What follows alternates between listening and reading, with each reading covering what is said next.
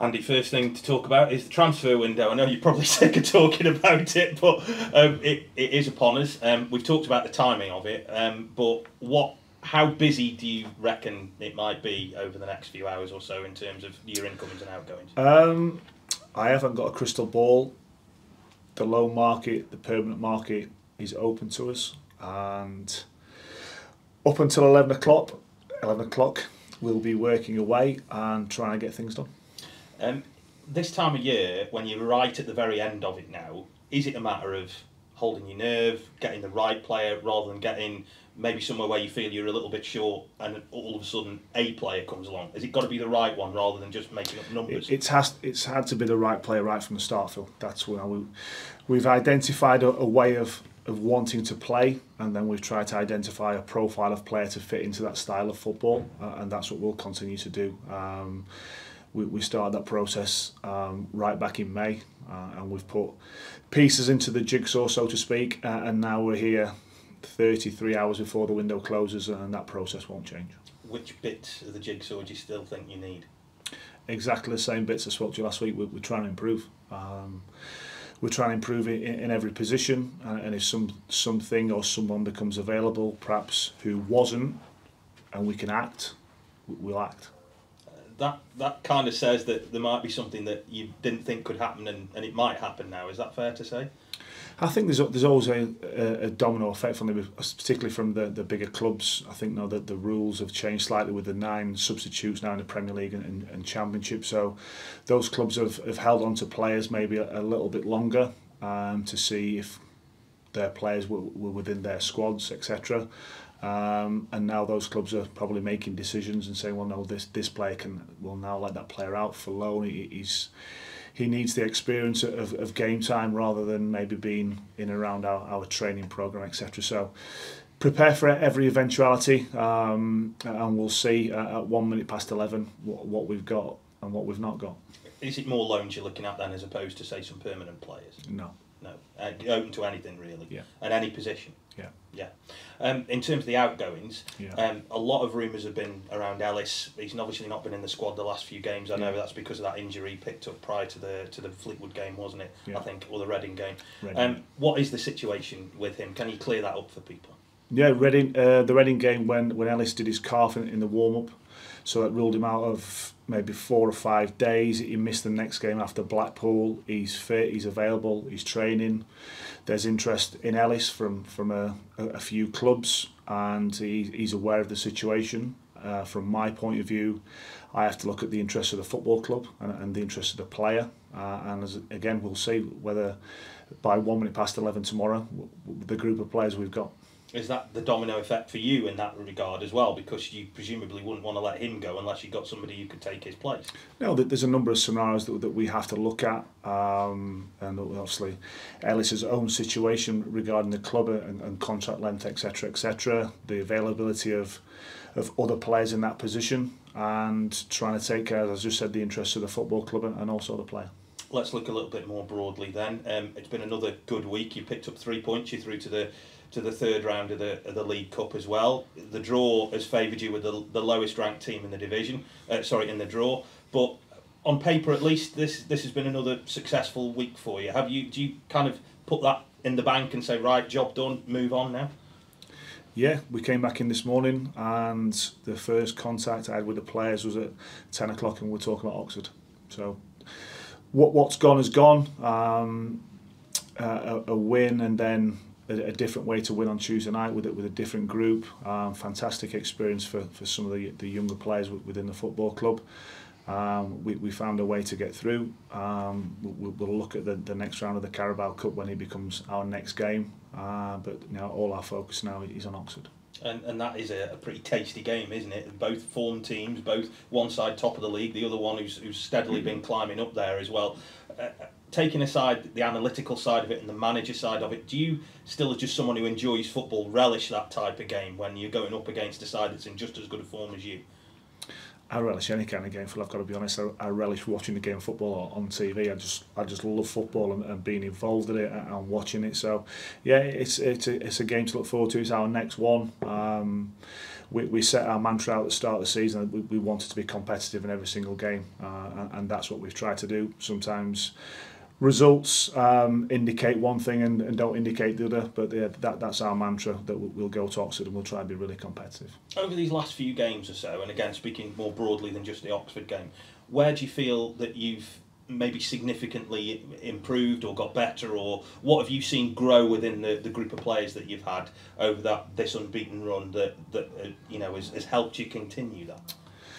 I think when you recruit the amount of players we have and we're trying to play in the way we are, it's going to take time. Everything's going to take time. We're going to have bad moments. We're going to have bad games. We're going to have bad periods in the games. But as long as we're looking back at that and evaluating and finding the reasons why that happened, we can then move on and try and solve that problem. So, listen, in terms of results, we're in a decent place. We're picking up results, but it's important that we retain that humility and again approach the next game because it's the most important one.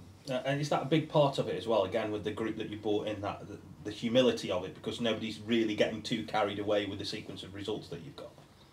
No one's getting carried away with anything. I think if you'd have seen training this morning for the group who were out there, 12 outfield players, a goalkeeper, the level of training this morning was as good as it's been throughout my time at this football club, and that's great to the players. Players make sessions, coaches put on sessions, and they want to get certain things out of it, but the players impact that session, and the players who trained this morning were really, really good. There's obviously belief in the group and confidence individually and collectively, but you also have to respect the game and say the next game's the most important one. The last thing I wanted to ask you about was about your backroom team. You mentioned it there about the coaches putting on the sessions.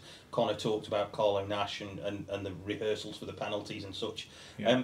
Just talk to us a bit about your backroom team, because we've talked a lot about you, but the team around you, how important have they been and what are their strengths in supporting you? I think first of all, I have to say a massive thank you to each and every one of them for the way they've supported me, and the environment and the culture we've tried to create amongst the players. We're all part of this. It's not a staff and players thing. It's all of us collectively, and a number of the staff have been here now for a number of years. But what we've created is a really good feel amongst the group. Different people with different strengths and identifying those strengths and again trying to fit the pieces of the jigsaw together, because some people will be really good at one thing and maybe not as good at something else. So the staff are working incredibly hard. Connor mentioned Carlo Nash after the game about the detail we went in to the penalty shootout. That's just one small snippet of things which the staff are doing on a daily basis, and sometimes when you've lost a game you don't get the recognition, but whichever game we play this season, the preparation for that game will be exactly the same. Sometimes so you don't fall on the right side of it, but the work ethic of the group, the togetherness of the group of staff is really, really good, and that has to continue. Has it been good to be able to bounce ideas off people? And I know you've known John Schofield before for a while, haven't you? And does it help in that way that you've got a group of people around you, if you like, while you have final say, that all of their ideas filter into that, don't they? So you can make a collective decision of which you decide on in the end. Yeah, I think first and foremost you have to give people the autonomy to voice their opinion, that it's valued, and that's what I've tried to do from day one. So I don't have all the answers, unfortunately, and someone's opinion might be different to mine. It's important that we discuss that and then we collectively come to a decision. I make the decision and then everyone backs what I'm doing. It's important that the players see that there's a staff all on the same page, and there's no grey area, and there's no excuse for the players. So yeah, the staff are in a really good place, the players are in a good place, the whole football club is, but it's about remaining that humility and looking forward to the next game. Thank you. And is it hard to keep the lid on things, because I know it's very early days and people always look at league tables. I know you will take it for what it is, but they do, and caught up in this at this moment, top against a team that's already in good form? Is it hard to keep a lid on, because you know what fans are, but is it hard in the dressing room though? Because how do players view it in yourself? Is it just another game? I think the players will look at the staff, and I'm a firm believer in being consistent in everything you do. I'm sure Dan would agree that when he sees me after the game, he wouldn't know whether we've won, lost or drawn with my demeanour. So that's just me. Again, I think it's important that you are stable, you are consistent, that the senior players are backing that up, and they're taking the lead, and the younger players then follow. So a bit of cascade behaviour, so to speak, but yeah, no one's getting carried away with anything, and if it wasn't a member of staff seeing it, I'm sure one of the senior players would be seeing it, and they'd be stamping it out straight away. But you have got the momentum going into it, isn't it, really? So that does give you something to build on as you go into an away game, and you've proved that. Yeah, listen, the results have given us confidence in what we're trying to do. We're right at the infancy of that. We're a new group who've been together a few weeks, and that's it. So there's going to be bumps in the road, but we're making progress, and as long as we keep on doing that, we'll be happy. Just briefly on the transfer situation, is it hard to integrate a loan player into the system that you want as against a permanent signing? Is that how you look at it then, Andy? You would prefer a permanent deal as against maybe a loan deal?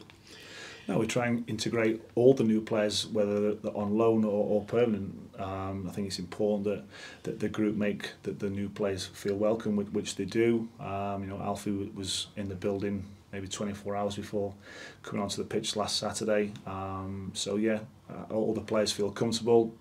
Connor spoke after the game about a real togetherness amongst everyone, and that takes time, and you need to keep adding layers to that. But yeah, the group are in a good place. Because as we look at it, I'll mention Oliver Arbelaster. He appears to really moved in the right direction, doesn't he? I mean, I don't like singling any one player out, but he does appear to have done that really, and it looks if he really taken everything on board what you wish from him. Oliver is a very good player. He's obviously come through a system at Sheffield United and had a little taste of first team football last season. We identified him, recruited him, got him into the building, and he's slowly, gradually improving his performances. Again, I'm sure if you asked him, he'd say he's really happy off the pitch. He's obviously gone through a personal turbulent time in terms of losing his granddad, but his work ethic and his demeanour around the football club is very good. He's a young player. I'm sure he's going to have some dips, and we'll be there to support him. But yeah, we're delighted that we've got an opportunity to work with him. He's of an age now where the big clubs are looking for the right clubs to go and improve their player and give them experience, and we're delighted that he's chosen to come and work with us. Thank you. Andy, today's the last day of August. How would you sum up the first full month of the season, the first 7 games? It was a big dip at the start, wasn't it? Listen, I think again it comes back to what I was saying before about myself personally. I'm trying to retain that consistency in what I do, how I behave amongst the group, and I think if you do that, you give yourself a better chance rather than the emotional highs and lows, etc. of sometimes what winning and losing does to you. You probably have a 5-minute window after a game where you've won a game, and then it's all about the next game. So it seems to have stood me, myself personally, in good stead over the years. That's the personality I've got. So yeah, you have a brief moment of enjoying it, and you think about the reasons we've won, and then it's the next game. So that's where we're looking at it. A month of the season gone, and that's it.